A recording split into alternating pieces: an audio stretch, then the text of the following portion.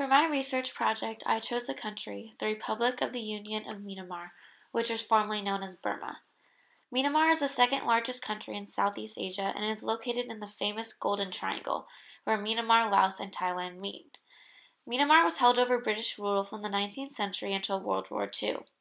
During World War II, the Burmese army joined forces with the Japanese to run the British out of Myanmar, and the country gained their independence from Britain in 1948.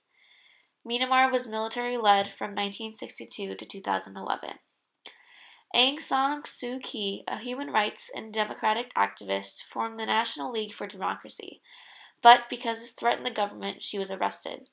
Aung San Suu Kyi was released from her house arrest in 1991 and was awarded the Nobel Peace Prize for her devotion to pro-democracy leadership and political strategy. Myanmar's first democratic election was held in 2010, and the president took office in 2011.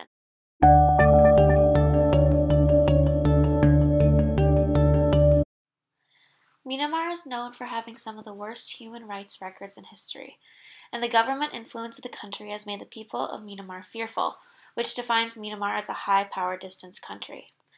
For the past 50 years, the military government has suppressed Myanmar and isolated it from Western cultural influences. In Myanmar, power isn't distributed equally. The population is mainly split into two parts, the government and the military laborers, which created great economic inequality. Because Myanmar was isolated from the rest of the world for almost 60 years, they weren't exposed to the westernized cultures McDonaldizing the world. Coca-Cola came back into Myanmar in 2012 after sanctions were lifted. At this time, Myanmar was one of 3 countries in the world without Coca-Cola. And in 2013, Coke opened its first bottling plant outside the capital of Rangoon. Coca-Cola has had major success with their product differentiation due to commercials and advertisements. However, Coca-Cola faced a problem when bringing the soda back to Myanmar. The Burmese didn't know what it was.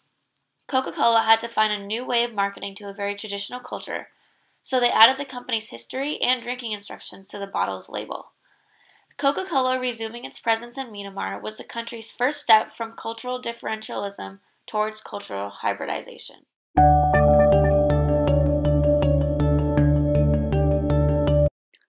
Myanmar's culture is very family and community-oriented, which defines it as a collectivist country. The majority of the country lies below the poverty line, and their main work is in the agricultural field, where men and women work together to provide for their family and community. According to Wallenstein's world systems theory, Myanmar is in the external areas zone as a result of its past political corruption and poverty. The country has not contributed nor been exposed to the modern world economy. However, Myanmar's natural resources have the potential to turn the country's economy around, and Myanmar's geographic location will significantly help its trade exports. Myanmar's government is finally reforming by allowing elections and protests, freeing prisoners and exiles, and tourism has begun to pick up. The country is currently in a reset of its own, as Myanmar's post-crash economy is trying to move up from the external area to the semi-periphery zone by getting into the textile industry. Trade embarcaderos were put on Myanmar in the 1990s as a punishment for the military government abusing their citizens, but this resulted in the unskilled laborers losing their jobs and therefore unable to provide for their families. If the United States returns to manufacturing textiles in Myanmar, the garment industry U.S. labor and safety laws will be imposed, and this will dramatically benefit the people of Myanmar because not only will there be more jobs, but the labor will be in a safe environment. Now that sanctions are lifted, there will be many more opportunities for Myanmar to improve their economic state.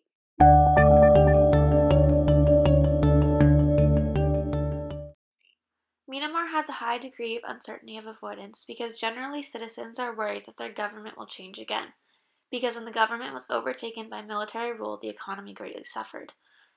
Myanmar is the second largest producer and exporter of opium in the world, the main ingredient in heroin. Opium poppy cultivation in Myanmar is illegal, but farmers in this poor region don't have very many other options considering how profitable it is.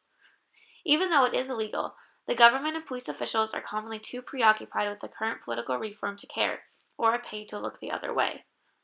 The United Nations stepped in an attempt to stop the illegal economy by implementing crop substitution programs, where they tried to force farmers to swap out part of their opium fields for coffee plants.